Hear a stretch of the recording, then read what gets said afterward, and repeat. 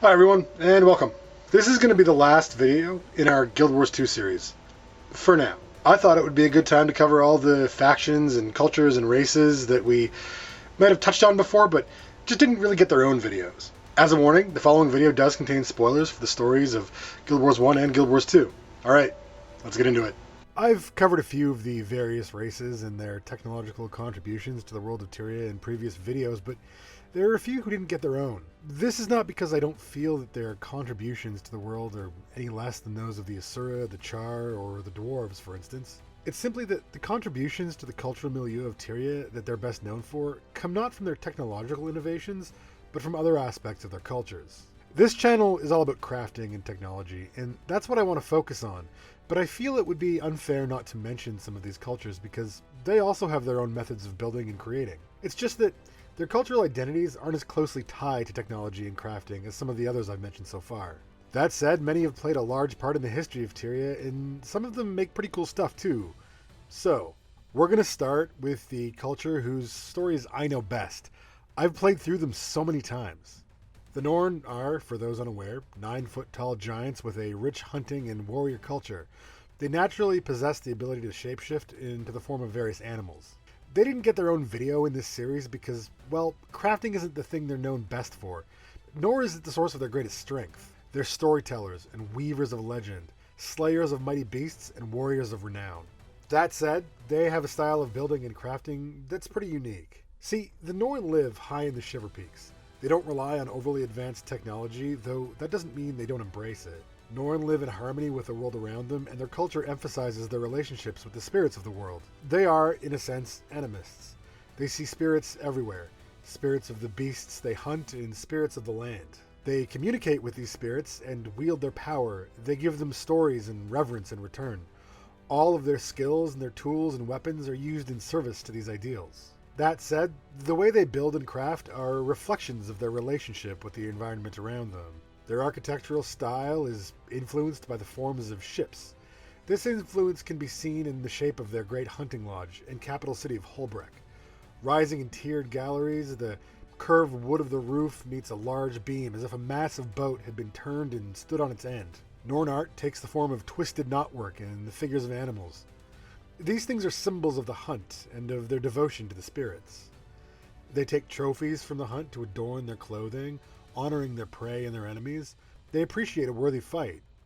You'll find fur and leather, teeth and claws, all parts of a Norn's clothing. That said, they have a cultural attachment to tattooing, and often leave portions of their bodies uncovered to show their body decoration. Jorah was a Norn hero who fought Jormag's corruption long ago. She was forced to confront and slay her own brother to cleanse the dragon's corruption. Statues carved in her likeness can be found in Norn territory in her memory. Her great-granddaughter Javi is one of the leaders of the Vigil, a military order who defend Tyria from the Elder Dragons. Eirstagaken was a Norn ranger and one of the founding members of Destiny's Edge. After the group disbanded, she spent much of her time carving statues in honor of the heroes of Tyria. Her artistic skills are on display at her former homestead in Holbreck, where her sculptures of wood and stone stand as a testament to her memory. Humans have been one of the most numerous races on Tyria, having controlled territory in both Ascalon and Kryta. Their war with the Char changed things, and many of the humans from Ascalon had to flee across the Shiver Peaks. Much of their art and culture in the east were lost to war, though ruins and remnants still exist. Among the still extant remains of human civilization in Ascalon are examples of their architecture, vast towering walls of stone built with columns and arches. While not their most important innovations, these things undoubtedly changed the face of Tyria, with the Great Northern Wall, even in its ruined state, being a defining feature of Ascalon. While in Ascalon, their presence is much diminished, things are not so in Kryta, where their culture continues to grow. The City of Divinity's Reach best shows their love for architectural decoration, a walled city of many tiers filled with high towers and crenellations. Carved stone archways and bridges support streets packed with life. The markets and workshops are made accessible along the main road. In the grounds surrounding the royal palace, curated garden spaces surround an open courtyard beneath an intricately decorated dome of metal and glass. The Crown Pavilion on the east side of the city hosts events and festivals of all kinds, and above the yawning entrance to the lower levels of the pavilion, a great bird carved of metal and stone extends wings of glass over the pit. Outside the main city, humans have cultivated much of the land. Wide swaths of farmland provide food for the kingdom, while caravans move goods along the roads between fortified centers of trade. The human settlements maintain networks of irrigation pipes, dams, and other means of ensuring that water is provided for crops and consumption. The engineering required to maintain this system is highly advanced, and the irrigation network stretches across their territories in Kryta. In the Crystal Desert, there are other centers of human culture. Several factions settled there and formed their own civilizations. Much like their counterparts in Kryta and Ascalon, these people made their mark on the world with their architecture, building massive cities of stone and delving ornate tombs for their dead. They engineered methods of irrigation and transportation of water from one place to another, an even greater challenge given the dry desert climate. Their cultures shaped the regions in which they settled, and evidence of human cultures long since lost are visible in their architecture. Sylvari are a relatively new race, as we know them today having risen from a tree planted in Arbor Bay not so long ago. They're a race of plants who've taken a human-like shape. They live primarily in and around the Grove. Not known for their use of machines or technology, they nonetheless have made use of tools and weapons developed by other factions. While an engineer might see their home and not pay it much attention, a botanist would marvel at the amazing mechanisms and adaptations they've grown from living matter. Walls of thorny brambles serve in place of stone, spans are crossed by branches reaching from tall trees, and the seed pods of huge plants are turned into transportation from the lower levels of the grove to the highest. Plants that spit barbed fruit or poisons are sprouted in place of defensive turrets to ward off predators and enemies. Their culture doesn't just emphasize technological development, though some Sylvari do go on to become engineers. Their architecture is similarly grown and cultivated rather than having been built. They and their culture are so closely tied to the land and to the living energies within it that they can commune directly with the plants at their feet and summon them forth.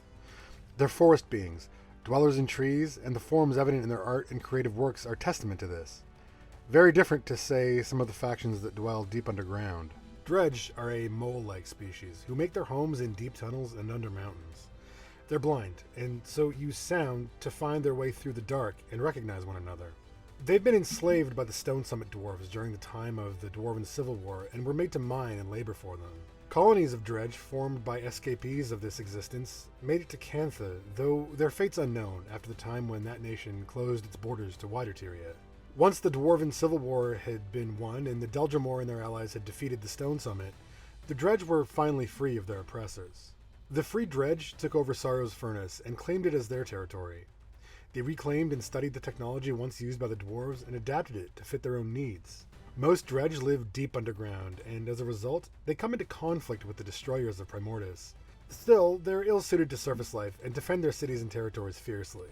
They've been able to modify the Dwarven technology to emit sonic pulses. They use these principles for navigation, combat, mining operations, and for defense. Many of these settlements remain in the Shiverpeak Mountains, putting the Dredge into conflict with the Norn at times. They maintain large industrial areas, and their tunnels and mines run deep. When exploring these areas, one should tread carefully. They've erected all manner of hidden traps, from mines, gun turrets, and dangerous sonic emitters. The entrances to their caverns are fortified and well defended. There are often several openings, most of which are guarded. Once inside, the network of caves is labyrinthine and difficult to navigate if you don't know where you're going. Some of the Dredge will remain neutral to outsiders, content to mine and work, while others are hostile and will attack on sight. As well as weapons and tools, the Dredge have adapted and built engines and machines capable of tunneling. They're able to transport crews and equipment vast distances beneath the earth, and undetected in this way, and sometimes they'll appear without warning from beneath the ground. The way they've adapted other forms of technology and made it completely unique is notable, though their machines do appear to be in need of constant maintenance. Nevertheless, they're not the only species living underground in Tyria. Another civilization exists in the deeps, though they're able to transition between the dark tunnels and the light of day far more easily. The Skrit, like the Asura, once lived in the depths of Tyria before the coming of Primordus. When the dragon awoke and the destroyers began to swarm the depths, they were pushed to the surface with the other subterranean races. Many have since built homes in the mountains and caves of the world, primarily in the Shiverpeaks, but further abroad as well. The Skrit are not by nature builders or crafters. They largely scavenge and sometimes outright steal. But they have shown a marked ability to construct massive colonies out of scrap and other useful objects. Skrit colonies are recognizable by their apparent resemblance to piles of debris or trash. That said, the Skrit have built some incredible scrap cities in tunnels and mountains throughout Tyria. Skrit are often enlisted as helpers for more powerful creatures. Famously, they are helpers of Zomaros of the Mystic Forge. They're also a source of chaos, stealing shiny objects or leaving loot around to be discovered by others. Their cultural contributions cannot be said to have inspired the design aesthetic of Tyria, though it would be fair to say that their colonies are undeniably a part of the world, and in the end, their ability to find and trade rare items is of much use to their fellow denizens. Or was once one of 3 human kingdoms on Tyria. The kingdom was a shining example of human architecture. From massive stone temples held aloft by towering columns, statues that rose into the sky, and beautiful palatial estates, Or was a place of intense religious worship of the 6 gods of Tyria. It was during the Char invasion that, much like Ascalon, their lands were devastated by a magical ritual. Unlike Ascalon, Or sunk beneath the Sea of Sorrows and was swallowed by time. It would be the rising of the dragon Zaitan that brought Or back into the world, as the ruins of the Lost World were brought up to the surface along with the enslaved dead, ghosts and ghouls who had once been the people of Or. The reason Or is on this list as a separate entity from the rest of the humans is that Or was unique in the way it used magic and godly power to build incredible structures. From stone rings that once floated above the ground to intricately woven stone architecture that paid tribute to the gods whose favor the nation courted. The remnants of these immense structures can still be found in the scattered, broken ruins now free from the ocean's depths. Beware, though, the undead who roam the ruins are dangerous. Another mostly human faction whose unique approach to creating and building are the Zephyrites. Unlike the Orions, though, they're not undead monsters. They have had to contend with several catastrophic events in their own right, though. The Zephyrites had once harvested the magic of the dragon Glint to construct a flying sanctum of magnificent design. The Zephyr Sanctum was a floating city of incredible size. Its sails carried it through the skies, and the Zephyrites facilitated trade across Tyria, migrating from one region to another. Eventually, their ships, including the Zephyr Sanctum, crashed around Drytop as a result of sabotage around the time of Mordremoth's rise in the jungle regions. Many of the Zephyrites survived, though their leader left on a mission to protect a precious object. It was a dragon's egg that would hatch the dragon Aurene in time. The Zephyrites are masters of elemental magic, manipulating what they call the aspects. I mentioned before that they were mostly human, though this isn't strictly true. They are a multiracial collective who will, if they deem someone worthy, allow them to join. They're a peaceful people, and they don't make war.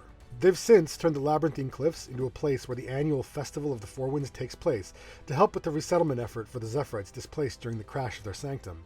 It's here that their mastery of the elements and their unique style of building is on display to visitors from all over Tyria. They've built a city among the cliffs that tower over the sea, creating platforms from wood and rope. They've lashed buildings and plazas and shops high up. Access is granted by ships in the bay and via airship from Lion's Arch.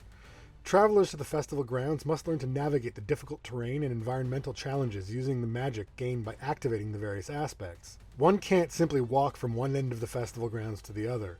You have to use the magical powers of fire, lightning, and air to leap from platform to platform or pass through obstacles. The unique form of navigation and building is an art form perfected by an innate understanding of the elements and their powers. From their high cliffs, they can look down to the rolling waves below, and they've become masters of both air and sea. Deep beneath the waves of Tyria, another race has mastered their environment to create cities and civilizations.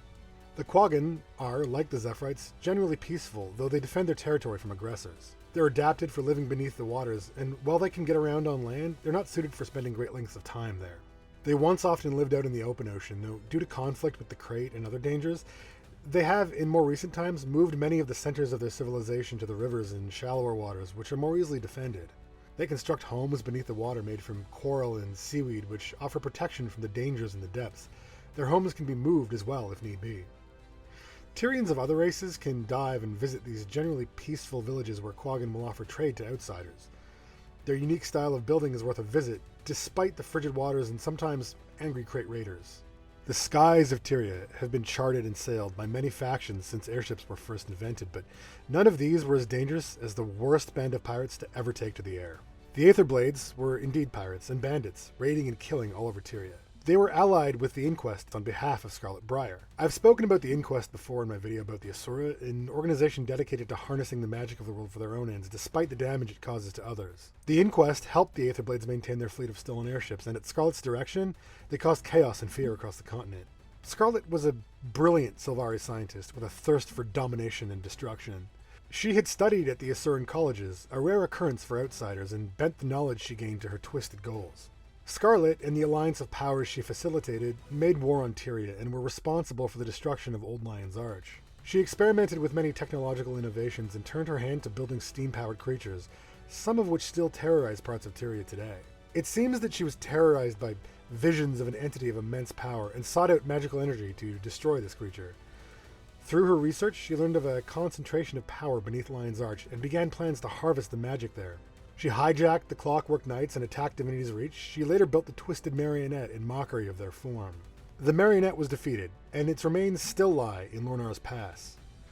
Scarlet had by this time begun to put together her assault on Lion's Arch, and with her newest weapon, the Breachmaker, a massive drill mounted on an airship. Scarlet herself was stopped, but by then her drill had done its work, and the leyline network was disrupted. This event led to the awakening of the Elder Dragon Mordramoth.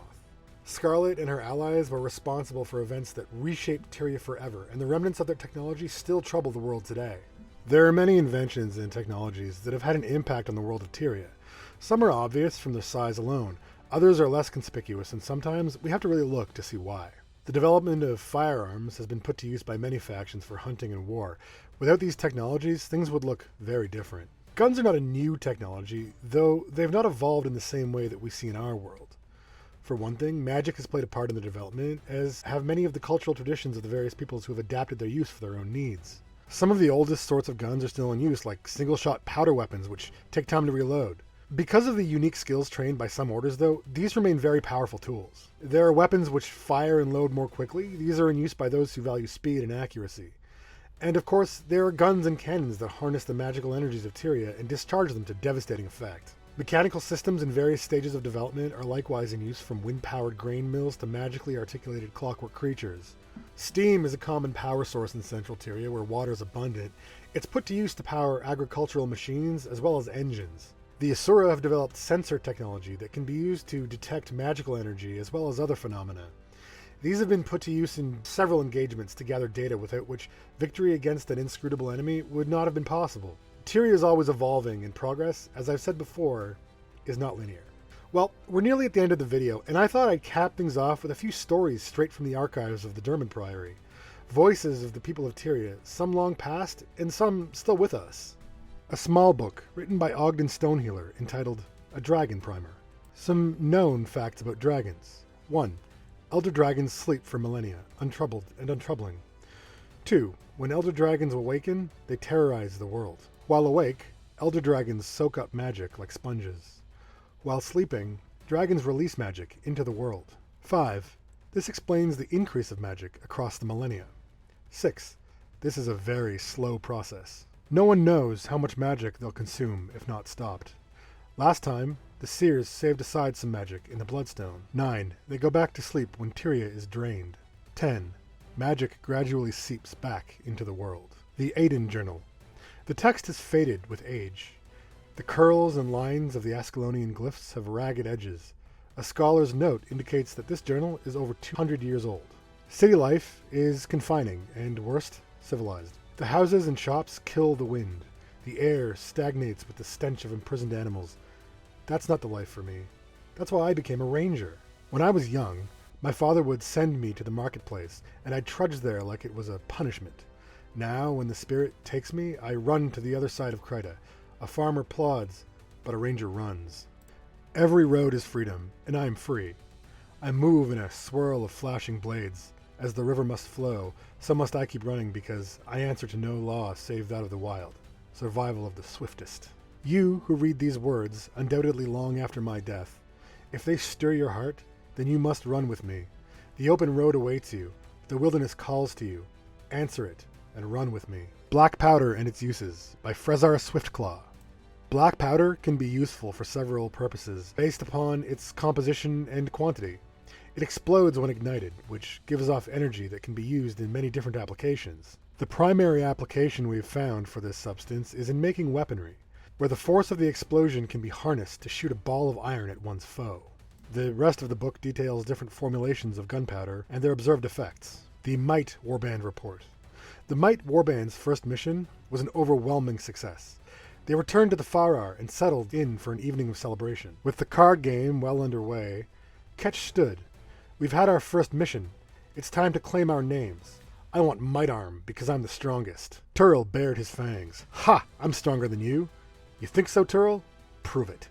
Ketch swept the cards from the table and sat, raising his fist in an arm wrestling challenge. A wave of bets passed among the other warband mates, and the contest began. It continued for an hour with no winner. Sweat matted Ketch's and Turl's fur.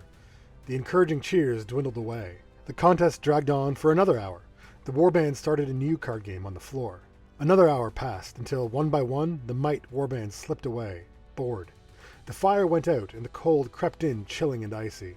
The two Char remained in place, muscles straining. Two veteran soldiers found them. "They aren't moving," the one said, breath steaming in the cold air, and the other replied, "You're right. I think they're dead." The old soldier shook his head, strong in arm, but weak in mind. His warband mate said, "Yeah, you're quick to judge. You couldn't take it, sitting out here all night, freezing to death, locked in combat. You don't have the mental fortitude." Is that a challenge? Scarlet Briar, a brief, by Priory scholar Dawn. Scarlet Briar, 1304 to 1327.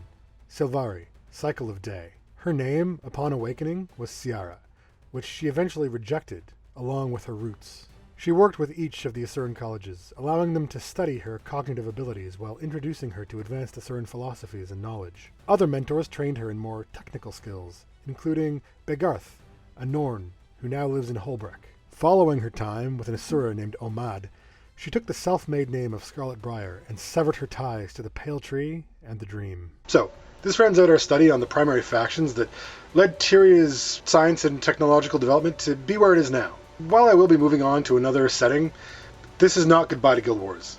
Guild Wars 2 is always changing, and I look forward to covering what comes next. So, if you like the video, please hit like. If you don't want the squid stealing your loot, hit subscribe. And if you want me to cover some more stuff about Guild Wars 2 in the future, let me know in the comments below. Oh, and before you go, I'm going to give a shout out to my patrons who help support the channel. Our $10 patron is Watuki at the Artisan level. If you want to get your name in the credits, head on over and sign up. The Patreon link is in the description. You'll get access to an exclusive Discord as well.